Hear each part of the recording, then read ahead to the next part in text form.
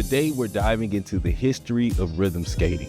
Let's roll through the decades and see how this amazing art form evolved. Our journey starts in the early 1900s. Back then, skating was all about artistic moves, kind of like figure skating on wheels. People were all about grace and precision. Ice skating was an expensive seasonal sport. Roller skating became a year-round alternative to ice skating. There were skaters like Charlie Chaplin and Fred Astaire who recorded iconic roller skating scenes. This era began the history of performative roller skating. One famous video featured Charlie Chaplin skating blindfolded in front of a 4-story drop. Fun fact, Charlie Chaplin is a phony. For the African American community, the roller skating rink would become a cultural hub. At the time, segregation was legal. It's hard to imagine the magnitude to which segregation affected our society. One effect was the separation of leisure spaces. Fast forward to the 1930s in Chicago. Chicago became one of the first rhythm skating hubs. The roots of the Chicago style were laid in the Savoy Ballroom, a swing dance club with a location in Harlem and Chicago. The Lindy Hop, a dance created by African Americans in the late 1920s, made its debut at the Savoy Ballroom in Harlem. Famous dancers like Frankie Manning and Norma Miller made it popular with their awesome moves. The Savoy's big dance floor and lively music made it the perfect place for the Lindy Hop to shine. There were also skate nights held at the Savoy in Chicago. Detroit became a rhythm skating hotspot during the early 1900s as well. Skaters here were innovators, creating unique styles that would influence the entire country. Trains in trios, a popular technique practiced by skaters across the United States, were started in Detroit. During trains in trios, roller skaters link hands and skate together. They used the leverage and energy created during this link to swing each other. The 1950s to the 1970s were turbulent times in the United States. The civil rights movement began to erode the rules of Jim Crow, but some people refused to let it go. People often faced outright bans to enter roller skating rinks, leading to demonstrations like the White City Roller Rink protest. Ledger Smith famously roller skated 685 miles to the March on Washington in the summer heat. Even after segregation officially ended, barriers to true integration continue to persist.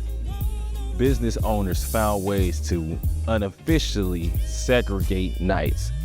They decided to create themed nights specifically targeted towards African Americans.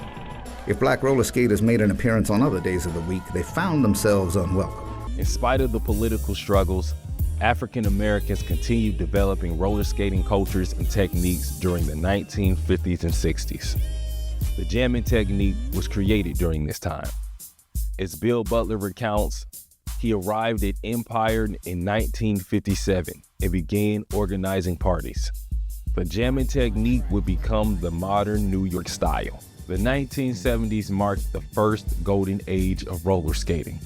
Advancement in skate technology like the urethane wheel helped increase the utility of skates. The urethane wheel improved roller skates by providing better grip and durability. The 1970s also gave rise to disco music. The combination of disco and roller skating brought on a global boom. Venice Beach etched itself in history. People began to flock to the beach to enjoy the growing skate culture. Venice even appeared on the screen as the epitome of skate fantasy in movies like Roller Boogie and Xanadu. The popularity of the skating place in San Francisco exploded as well. Roller skating became so popular, the government wanted to ban roller skating from the park. We're talking 25,000 roller skaters that would come out. It was overwhelming the infrastructure, basically. You need bathrooms, you need food, you need everything when you have thousands of people gathering in a spot. So the Recreation Parks Department was going to ban roller skating in the park unless they was to be able to come up with a group of people that could handle the problems. This is when the Skate Patrol, aka the Planeteers, aka the Watchmen, began volunteering to maintain order and safety in the park. This vibrant community continues to thrive, demonstrating the power of unity and determination in the face of adversity. While the California skate scene was taking flight, roller skating thrived all over New York. First up, we got the Central Park roller skate community. These folks have been rolling through the city for ages, making it a staple in the Big Apple. There were roller discos like the Roxy's. These places were the place to be if you wanted to catch the vibe, show off your move. And let's not forget about Empire in Brooklyn. Well, all good things must come to an end. The 1980s brought an end to the disco boom. With the death of disco, the roller skating boom came to an end as well, and many of the hastily opened rinks had to be closed. This began a dark age for roller skating in the mainstream, but the rhythm skating community never stopped skating. Fast backward skating began to get popular during this period.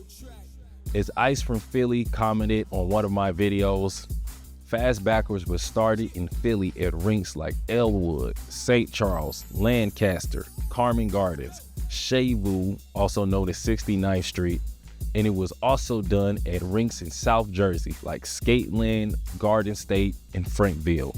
The seeds of the Atlanta roller skating style were laid in rinks like Jelly Bean during the 1980s.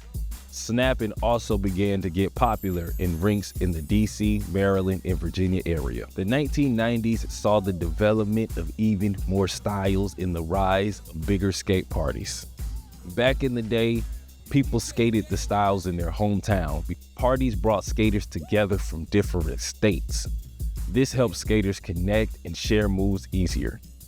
Groups like the Rolling Wheels of Memphis would plan parties and invite people from the region.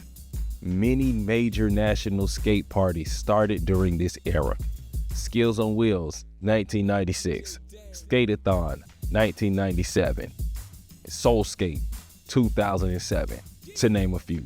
During this time, many roller skating locations began to win major legislative battles that would help secure roller skating a spot in the future. Police across the country were cracking down on amplified noise. The police began harassing skaters at Venice Beach. Mad, an organizer of the Venice Beach scene, got arrested so many times for amplifying music, a judge asked the police to stop arresting him and allow the skaters to skate. At one point, the skating plaza even got demolished. Skaters successfully protested and got the laws overturned, and eventually the plaza was rebuilt. It stands as a part of roller skating history to this day. In New York, the Central Park skaters faced a similar battle. In 1994, when Mayor Giuliani was elected, he began to enforce his zero-tolerance broken windows policy, based on the theory that cleaning up major crime required cracking down. I think it's wild when we go back to old New York and the trains really be looking like that. I would be terrified to ride anywhere that looked like this. Terrified. On minor offenses. When Giuliani was... Harry Gaskins. I had an idea that this was Harry Gaskins. Harry Gaskins.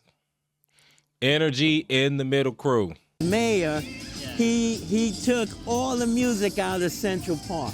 All of it. You couldn't even drum. The skaters joined together to create the nonprofit Central Park Dance Skaters Association, and eventually received a special permit to play music in the park. This victory helped solidify roller skating's place in Central Park. In 2020, the pandemic hit and everyone had to go inside for a little bit. The pandemic brought new life to roller skating. Now roller skating rinks are like baseball fields for style masters. If you build it, they will come. Whether you're a seasoned skater or just starting out, remember to keep the rhythm alive. Don't forget to like, subscribe, and hit that bell for more awesome content. See ya, Boss Tweezy.